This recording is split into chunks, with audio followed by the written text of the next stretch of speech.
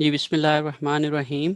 Today we will have a discussion on calculation of equivalent units the using first in first out method. Here we have an example of equivalent unit calculation under first in first out method. Smith Company example हम revisit करते हैं अपने first in first out method की calculation के हवाले से. Assume the following activities reported in department A for the month of June. Month of June में हमारे पास जो है वो ये activity हुई है. We have work in process on June 1 that are 300 units, which were 40% complete with respect to materials and 20% complete with respect to conversion cost.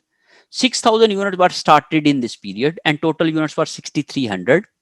Out of these units, 5,400 units were completed and 900 units were still in process at the end of the process, which were 60% complete and 30% complete with respect to conversion and material as well.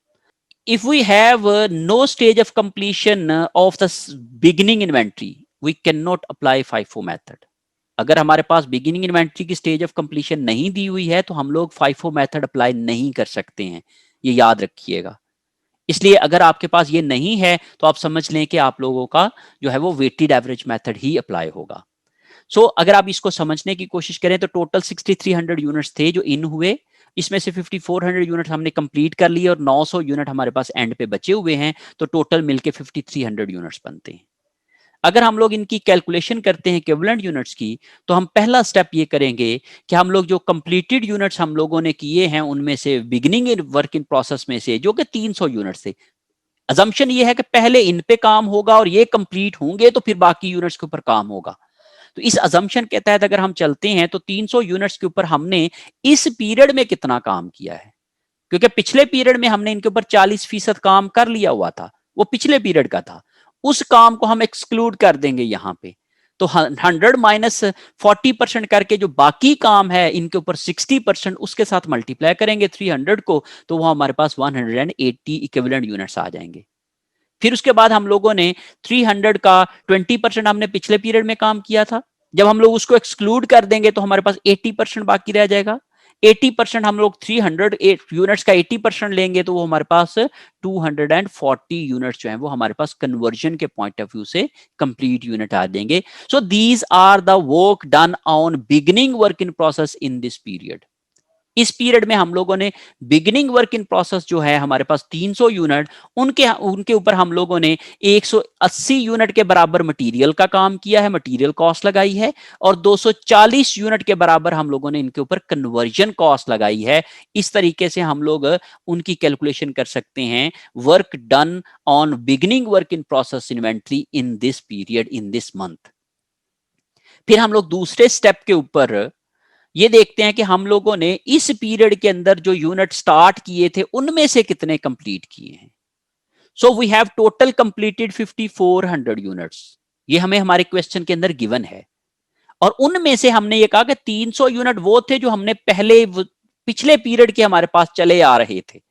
तो वो जब हम लोग इसमें से exclude कर देंगे तो बाकी 5100 यूनिट ऐसे हैं जो हमने इसी पीरियड में स्टार्ट किए और उन्हीं में से कंप्लीट कर लिए. As per our question, we started 6,000 unit in this period. हमने इस पीरियड के अंदर 6,000 यूनिट जो है वो शुरू किए थे. तो उनमें से हम लोगों ने 5100 यूनिट्स कंप्लीट कर लिए और 900 यूनिट बाकी हमारे पास बच गए. इस अजम्पशन के तहत कि जो पहले यूनिट हमारे पास आए हुए थे पहले वो कंप्लीट होंगे तो फिर बाकी दूसरे यूनिट कंप्लीट होंगे. सो वो एक सीक्वेंस में जब हम लोग ये देखेंगे, लेकिन वेटेड एवरेज मेथड में हम ये डिस्टिंग्विश नहीं करते थे. वेटेड एवरेज मेथड में कहते थे ये जो 300 यूनिट हैं वो मिल गए हैं अगले आने वाले यूनिट के साथ, वो मर्ज हो गए हैं, ये वो उन्हीं का हिस्सा बन गए हैं. लेकिन यहां पे हम first in first out method में ये काम नहीं करेंगे. हम लोग उनको अलहदा से ही रखेंगे और उनको अलहदा निकाल देंगे, उनको अलहदा जो है वो डिस्कस करेंगे, उनको अलहदा से उसके ऊपर जो है वो उनको हम अलहदा से कैलकुलेट करके अलहदा से रिपोर्ट करेंगे, अलहदा से उनकी कैलकुलेशन शो करेंगे. So we have 5100 units which were started in this period and completed in this period of June. Total completed थे 5400. उनमें से 300 वो यूनिट थे जो हमारे पास पहले पिछले पड़े हुए थे, और वो हम लोगों ने जब माइनस कर दिए तो हमारे पास इस दफा जो कंप्लीट हुए यूनिट्स वो 5100 यूनिट्स थे जो हम लोगों ने इसी जून के महीने में स्टार्ट किए और उनको कंप्लीट भी कर लिया.